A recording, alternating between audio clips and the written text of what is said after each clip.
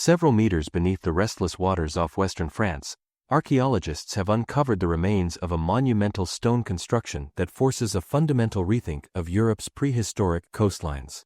Near the Isle de Seine, at the outer edge of Brittany, a massive submerged wall, built around 5800 BCE, now stands as one of the earliest known large-scale stone structures created by coastal hunter-gatherers in Atlantic Europe. Stretching roughly 120 meters across a drowned valley, the wall lies at depths between 7 and 9 meters below today's sea level. What first appeared as faint linear anomalies in seabed mapping has proven, after years of underwater investigation, to be a carefully engineered construction composed of stacked granite blocks reinforced with upright monoliths and vertical stone slabs. In places, these stones still rise nearly 2 meters high, locked in position despite more than 7 millennia of marine erosion. The discovery was initiated in 2017 through high-resolution LiDAR bathymetry, which revealed unnatural geometric forms on the seabed west of Seine Island. Subsequent dives carried out between 2022 and 2024 confirmed the human origin of at least 11 separate stone structures across the submerged plateau. Among them, the main wall, known as TAF1 by researchers, stands apart for its scale, complexity, and durability, unlike anything previously documented from this early period in France. When the wall was built, the landscape looked radically different. Sea levels were several meters lower, and the now submerged plateau formed a productive coastal environment shaped by tidal channels, rocky ridges, and shallow valleys.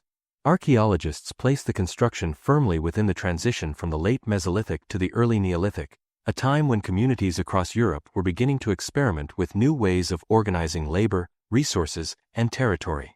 What makes the Seine Island structures exceptional is not only their age but their engineering.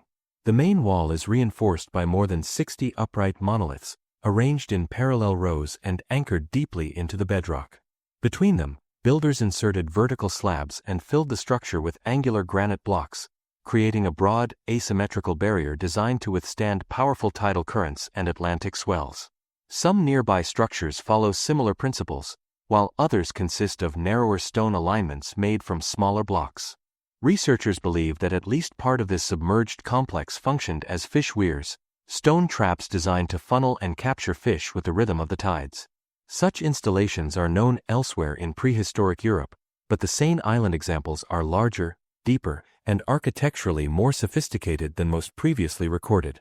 Their construction would have required coordinated labor, detailed knowledge of tides and marine behavior, and long-term planning, traits once assumed to belong only to later farming societies.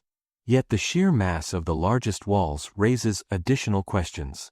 Some scholars suggest that these structures may have served multiple roles, combining fishing with coastal protection or acting as territorial markers in a dynamic shoreline landscape. The wall's unusual width and reinforced seaward sides hint at deliberate strategies to resist storm waves, suggesting that their builders were not merely exploiting the coast but actively shaping it. The find also casts new light on the gradual rise of megalithic traditions in Brittany.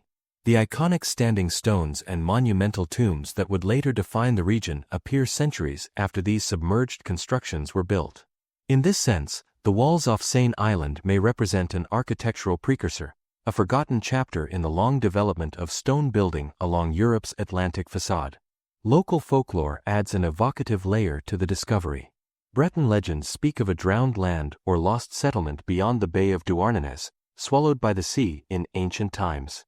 While archaeologists caution against literal interpretations, they acknowledge that collective memories of vanished coastlines may echo real events experienced by prehistoric communities as rising seas slowly reclaimed inhabited landscapes. Beyond France, the discovery contributes to a growing body of underwater archaeology reshaping views of Europe's deep past. Similar submerged stone alignments have recently been documented in the Baltic Sea, where prehistoric groups engineered landscapes to manage animal migrations and marine resources. Together, these finds challenge long-held assumptions about the technological limits of hunter-gatherer societies. As research continues, scientists plan to refine the dating of the Seine Island structures and search for further traces of settlement along the submerged coastline. Each new dive adds detail to a picture that is only beginning to emerge, a world where prehistoric people did not simply adapt to environmental change, but met it with ambition, planning, and stone.